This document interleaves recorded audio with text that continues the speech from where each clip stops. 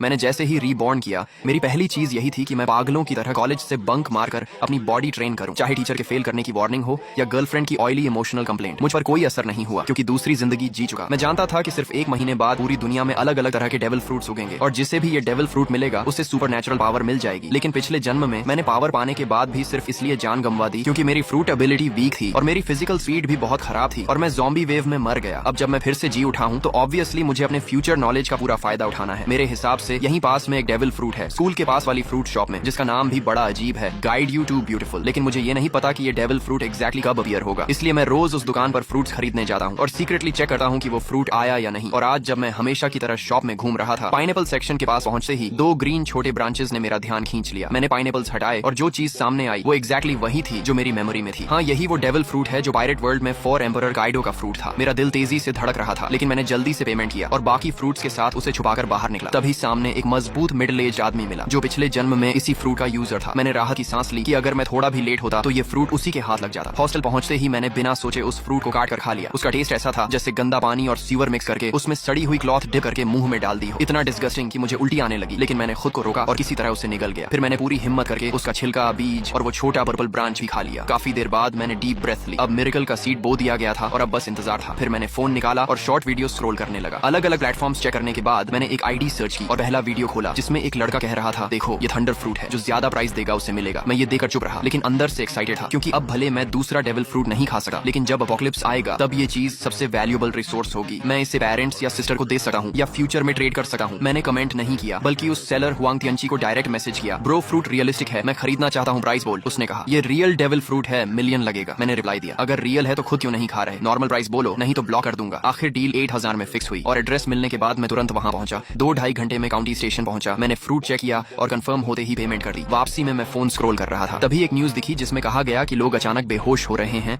और उनके शरीर पर स्पॉट्स आ रहे हैं। एक्सपर्ट्स इसे न्यू फ्लू बता रहे थे, लेकिन ये वही साइन था जो पिछले जन्म में अपोकलिप्स से पहले आया था। मैं तुरंत हॉस्टल भागा और बैग सामान लेकर निकलने लगा। तभी पीछे से चीख सुनाई दी और कई लोग गिरने लगे, उनके शरीर पर स्पॉट्स आने लगे। अचानक प्रेशर आया और सब फ्रीज हो गए। फिर जो बेहोश थे वो म्यूटेट होकर ज़ॉम्बीज बन गए और डॉर्म्स से बाहर भागने लगे। इस केओस में मुझे अपने अंदर ब्लड लाइन पावर एक्टिवेट होती महसूस हुई। मेरा शरीर ट्रांसफॉर्म होने लगा, स्किन पर ड्रैगन स्केल्स आए, सिर पर हॉर्न्स और हाथ क्लॉज बन गए। मैं बीस्ट फॉर्म में बदल गया। अब मेरी स्ट्रेंथ, स्पीड, डिफेंस, रिकवरी सब बढ़ चुकी थी। तभी 2 ज़ॉम्बीज ने मुझ पर हमला किया, लेकिन मैंने उन्हें तुरंत उड़ा दिया। फिर एक और ज़ॉम्बी आया जिसे मैंने फायर ब्रेथ से खत्म कर दिया, लेकिन इससे मेरी स्टेमिना काफी कम हो गई क्योंकि डेविल फ्रूट पावर स्टेमिना पर डिपेंड करती है। मैं काइडो जैसा मॉन्स्टर नहीं था, इसलिए पूरी पावर यूज नहीं कर सका था।